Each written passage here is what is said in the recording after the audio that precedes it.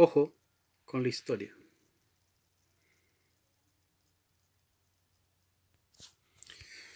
Bueno, eh,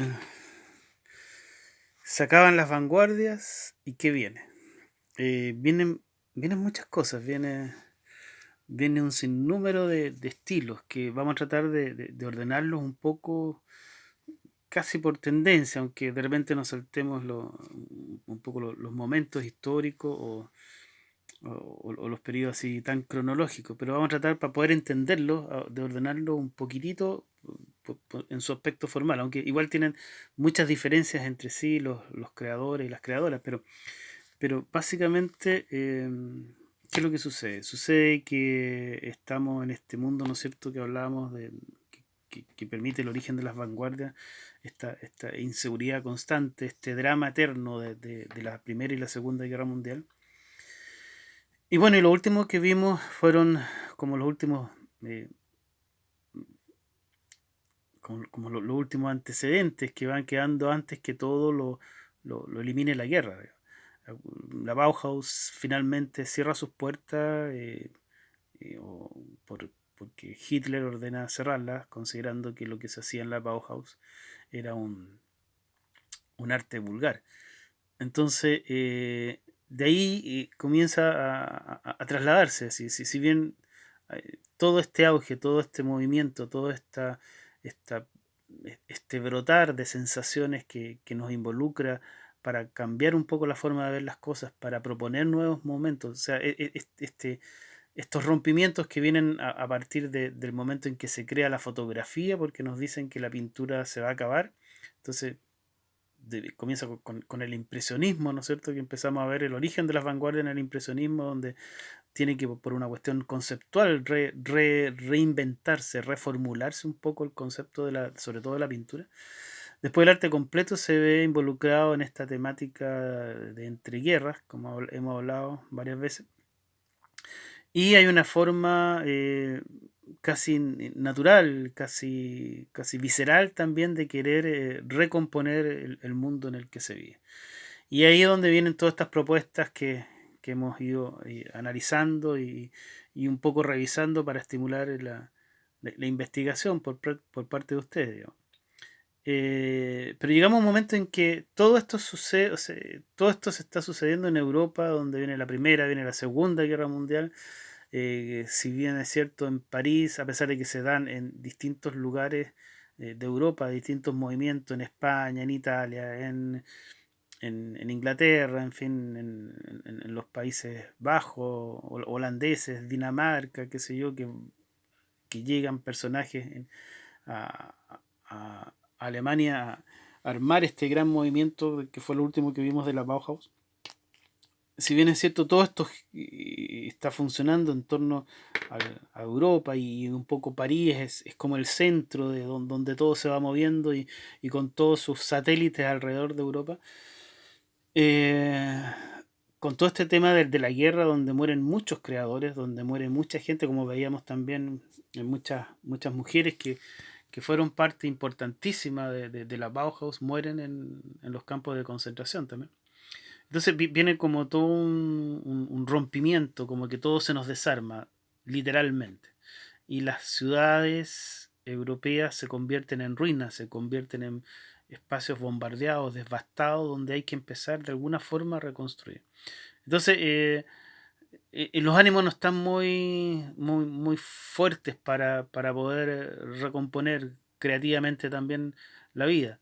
Eh, Sin embargo, hay algunos artistas que de alguna forma van mostrando esta cosa terrible que significó haber vivido las dos guerras y lo que significó el nazismo, etcétera, etcétera.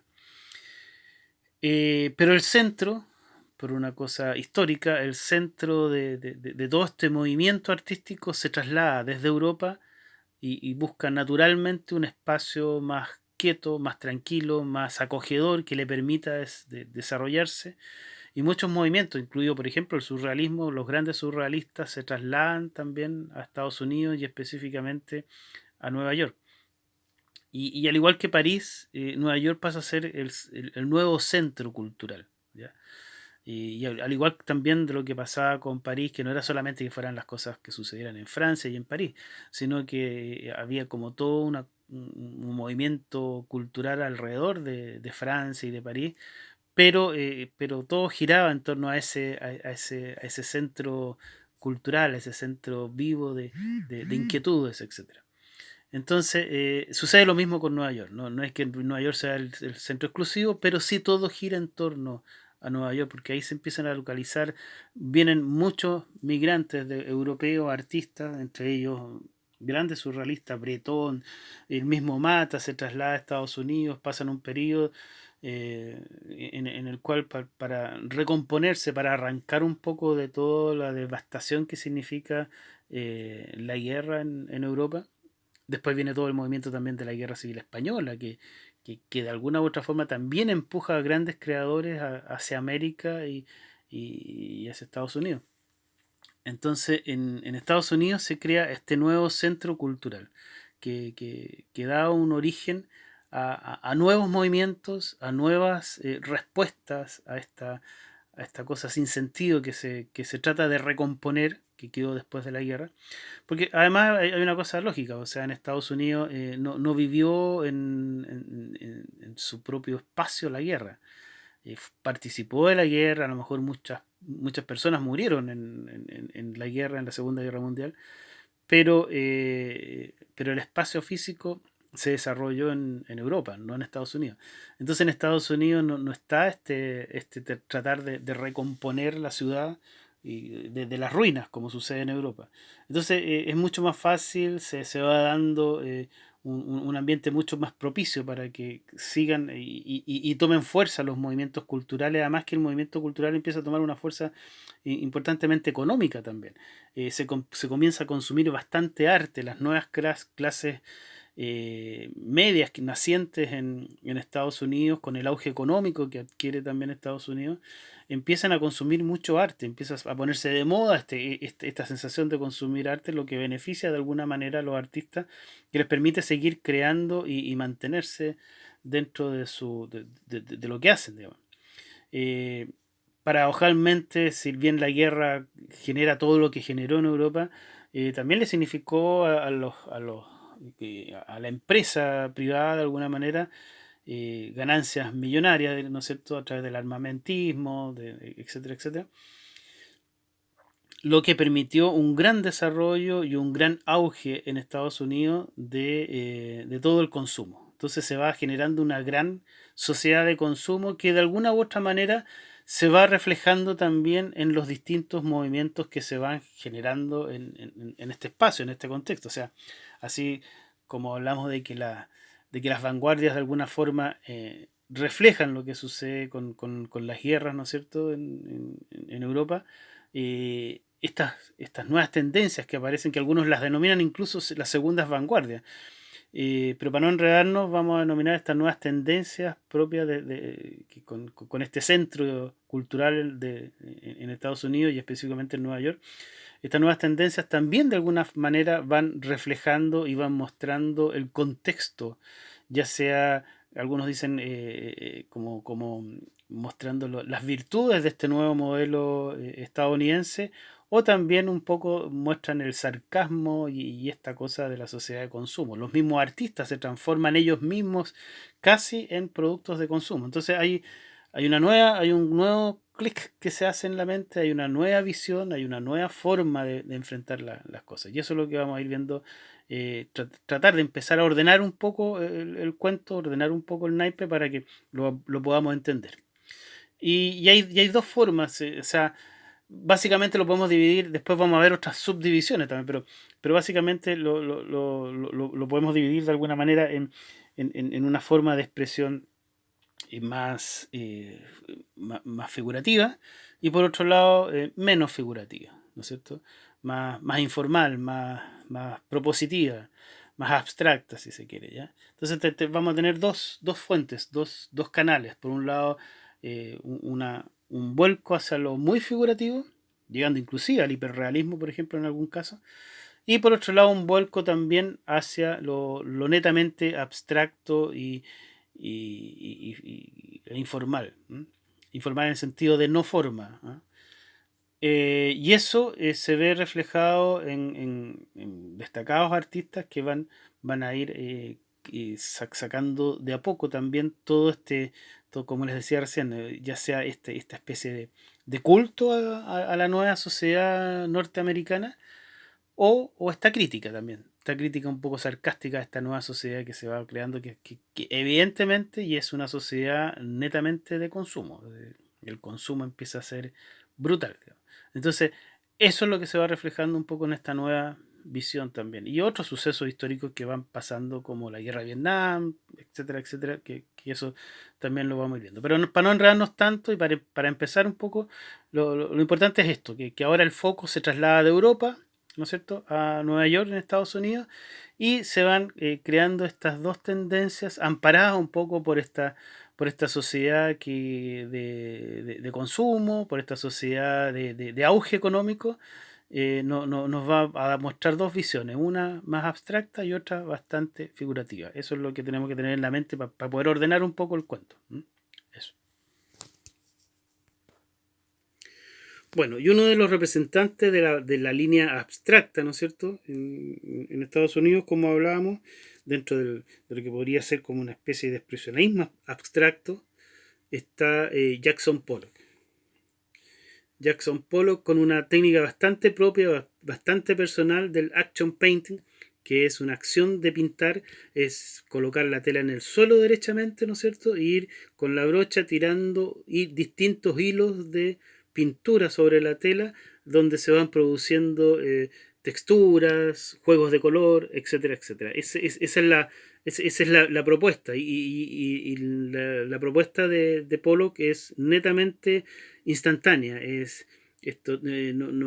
plantea que no hay que pensarlo lo que uno quiere hacer, sino que simplemente hacerlo y en el momento ir creando, ir improvisando. La creación surge de la improvisación, según Pollock.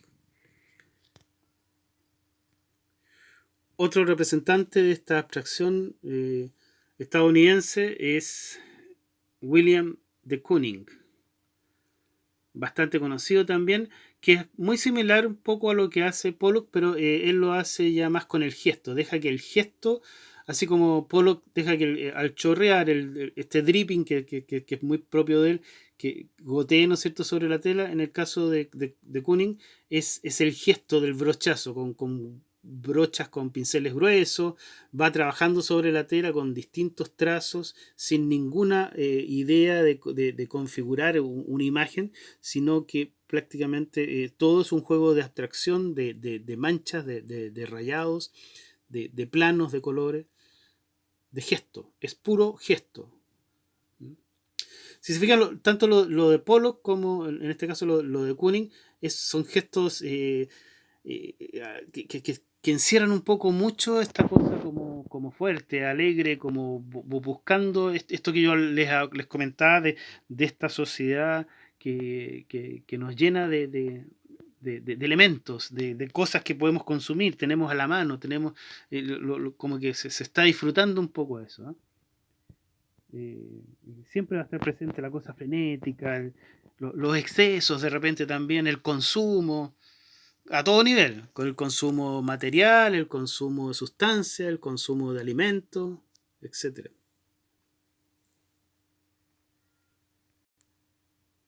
Y otro personaje muy interesante que estoy tratando ahí de enfocar, por eso se mueve un poquito, porque no quiero que aparezca tanto esas líneas que se producen. Pero bueno, traten de obviarla en su mente, ahí, como que por ahí aparece. Es que es muy interesante que reconozcan, por último, traten de irse a buscar derecho a Rothko. Mark Rothko es un tremendo pintor que a través de simplemente de planos de color logra una cantidad de matices increíbles para provocar sensaciones realmente maravillosas de observar. Así que recuérdenlo. Ahí tenemos el nombre para que lo tengan clarito. Mark Rothko. Búsquenlo, investiguenlo. Realmente es un juego muy, muy, muy rico, muy, muy, muy grato de observar distintos planos de color que se van sucediendo sin ninguna figuración, simplemente con un juego, con un deleite de encontrar matices en distintos tonos.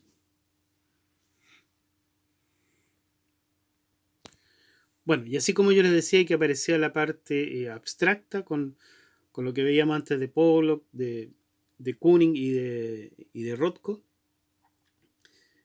por otro lado aparece también la cosa figurativa. Y vemos aquí una especie de expresionismo entre abstracto y figurativo, donde se mezcla con el collage, con el frottage también que se le llama, que es esta forma de pescar imágenes de revistas, de diarios, de fotografías, y a través de un gel, de un producto, traspasarlas directamente al soporte, en este caso a una tela, traspasarla y dejarlas impresas de alguna forma. Entonces jugamos con una especie de mancha, un expresionismo abstracto, pero a la vez incorporando formas a través de este frottage, que nos hace un traspaso de imágenes a la tela, donde empiezan a aparecer los temas que también son contingentes, son contingentes propios de la cultura de Estados Unidos. Y por favor, siempre piensen que es de Estados Unidos. Muchas veces se trata, y lo ven en muchos videos, en muchos textos que hablan de la cultura o o del arte americano. América somos todos, ¿no? Esto es solamente en Estados Unidos. En el resto de América suceden otras cosas también. Rauschenberg. No me acuerdo si les había dicho, pero es Rauschenberg. Robert Rauschenberg. Un trabajo muy interesante. También después deriva un poco en una especie de nuevo Dada, una cosa así. Pero hay un juego muy interesante de imágenes donde se muestra un poco la vida cotidiana, como les decía en este caso, de Estados Unidos. Y aquí tenemos otra forma también que es entre abstracta y un poco figurativa, media formal también, que es el tachismo. El tachismo como que dentro de lo que puede ser una imagen abstracta, siempre tiene como una pequeña figuración como, incluso algunos autores, muchos críticos lo plantean como imágenes de aparatos casi ópticos como microscopios o visiones a través de catalejos, etcétera. Es como eso el concepto formal que tiene. Y lo curioso y lo interesante también, a ver si se logra ahí captar algo, es el uso de materia. Se usa mucho la materialidad de elementos como arena, como arcilla, como yeso, que son propios, por ejemplo, de la construcción y se ocupan para dar texturas, para dar una sensación matérica. ¿Ah? Y aquí hay como una muestra ya un poquitito más, más llevada a la cosa media dramática, porque esta obra, ¿no es cierto? De alguna manera nos muestra este mundo que se está viviendo en la Europa, en la zona europea. Es de un artista europeo que dentro de estas nuevas tendencias abstraccionistas y expresionistas nos muestra ese drama que se está viviendo con la reconstrucción y el drama que dejó la guerra. Walls, que se considera un poco el padre de esta tendencia del tachismo. Acá hay otra obra de él que también tiene una forma, se fijan, es como si fuera una especie de célula, una cosa de ese tipo, por eso se habla mucho de estos elementos que son como medios, no sé, ¿cómo se podrían nombrar? Como, como instrumentos ópticos, también de Walls y con el mismo uso matérico. Y acá nos encontramos con otra forma que también es contemporánea y que viene a reforzarse dentro del arte. Es curioso lo que pasa con este tipo de arte. Se le llama arte brut. Brut o arte bruto, que está considerado y pensado. Solo una cosa bien interesante, pero específicamente es un arte destinado a realizarlo por personas que no son artistas. personas generalmente que vienen saliendo de estados mentales conflictivos, por ejemplo, en sanatorios, en centros psicológicos, en distintas partes, se les entrega materiales artísticos a las personas para que realicen obras a voluntad. Y se logran una serie de imágenes que en un momento se ponen bastante como en el punto central de la crítica artística, y es que es este arte bruto o arte bruto. Eh, hay mucho que tejer al respecto, hay mucho que opinar al respecto. Es interesante como para conversarlo en una larga sesión de qué es lo que es el arte. Pero como les digo, lo básico es eso, que se le entrega a personas que no son artistas propiamente tal y que muchas veces vienen de centros de salud mental. El arte bruto. Ahora, dentro de esta neofiguración también que empieza a aparecer en el arte, tenemos a este tremendo personaje que es Francis Bacon, que bueno, que juega mucho con la cosa física, con esta deformación de la imagen, con esta cosa como estas especies de monstruos internos que se reflejan a través del exterior. O sea, la mayor parte de las imágenes, si investigan ustedes de Bacon, son de este tipo, son rasgos físicos bastante deformados de repente, pero con un trazo muy firme, muy seguro, muy sólido. Es como una especie de neofiguración que él propone, donde muestra a través de sus retratos, generalmente son retratos, eh, toda la psiquis propia, interna del personaje. Francis Bacon. Por otro lado tenemos el arte cinético, que es un arte que empieza a desarrollar, sobre todo en este caso, Alexander Calder, que es un arte entre escultórico y movimiento. ¿Ah? Son esculturas, son formas espaciales que irrumpen en este espacio que nos rodea, con un juego del movimiento, donde cada parte de esta pieza escultórica tiene un movimiento independiente. Entonces, al moverse con el viento, etcétera, adquiere una propuesta que va siendo cada vez distinta, porque según el viento, según el movimiento, va agarrando distinta eh, recepción visual del espectador. Son característicos los móviles de Calder, que muchos son apoyados en el piso, otros son colgados del techo, y tienen esta particularidad, porque son a través del impulso simplemente del viento, empieza cada parte a moverse por sí sola y en un ritmo distinto, independiente uno de la otra. Es muy interesante cómo esta figura escultórica va ocupando este espacio tridimensional. Ahí está el nombre para que se acuerden. Alexander Calder. Y así como está el movimiento físico de estos elementos escultóricos que les decía de Calder, también está el movimiento óptico, que se logra a través de un efecto óptico, y aparece este arte cinético o op art, arte óptico también. ¿Ah? En este caso es una obra de Vasarely, que la idea es provocar en el espectador una sensación de movimiento a nivel de ojo. ¿Ah? No es un movimiento físico, sino que es solamente un movimiento visual, que recorriendo la imagen se tiende como a moverse un poco, ¿no? Que es lo que sucede. Entonces se crean como tramas, se crean efectos visuales de superposición de líneas, etcétera, etcétera, para provocar esta sensación óptica en el espectador. El arte óptico.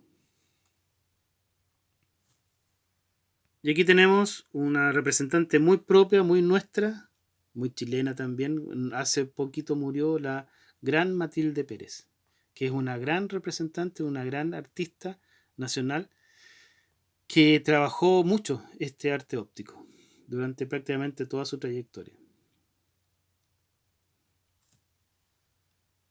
La gran Matilde Pérez. Bueno, y eso un poco con los movimientos iniciales que se comienzan a desarrollar en este ambiente que yo les contaba en Estados Unidos, con este auge económico, con este auge de consumo también, con este acoger a muchos creadores que vienen de Europa, arrancando de la guerra, tratando de reponerse de todo este cuento que significó la Segunda Guerra Mundial y todas las heridas que quedan, no solamente heridas físicas, sino que heridas psicológicas, sociales, que son bastante fuertes, bastante notorias. ¿Ah? Entonces, son acogidos en este Estados Unidos de gran auge, de gran consumo, y empiezan a desarrollarse una serie de movimientos como los que hemos visto, algunos, como les decía, hacia la abstracción, otros hacia lo figurativo, y otros también hacia estos efectos visuales o movimientos. No todos ellos, como les pudieron ver, no todos ellos son de Estados Unidos, pero todo gira en torno a Estados Unidos, eso es lo interesante. Eh, y los que son de Europa muestran también toda esta carga que yo les digo, toda esta herida interna, toda esta herida del alma que queda después de la guerra. Así que todos estos son los como primeros movimientos son productos de este cambio de lugar, de este cambio desde Europa hacia Nueva York. Y ya se nos viene, ya se está creando un poco todo lo que va a venir con el arte pop o pop art. ¿M?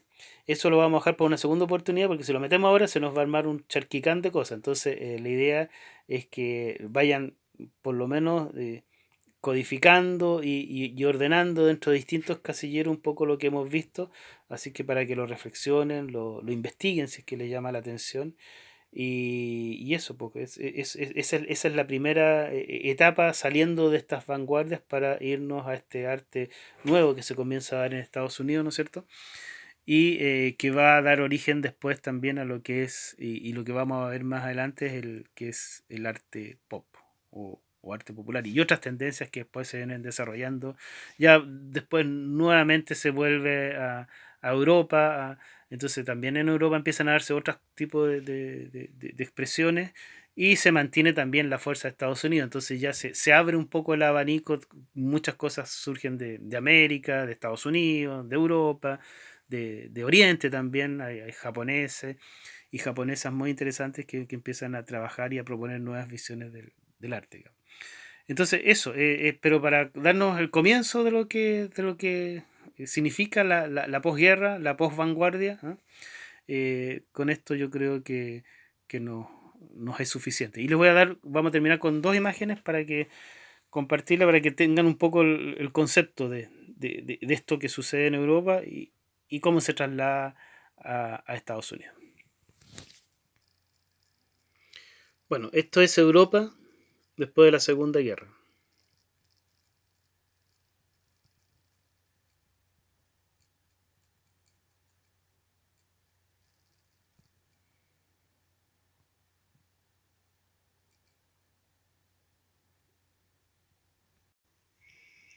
Y este es Estados Unidos también, post Segunda Guerra Mundial. O sea, se fijan ahí poblaciones nuevas, llenas de camiones con productos, con mudanzas, etcétera, que gente que va llegando a sus nuevas casas.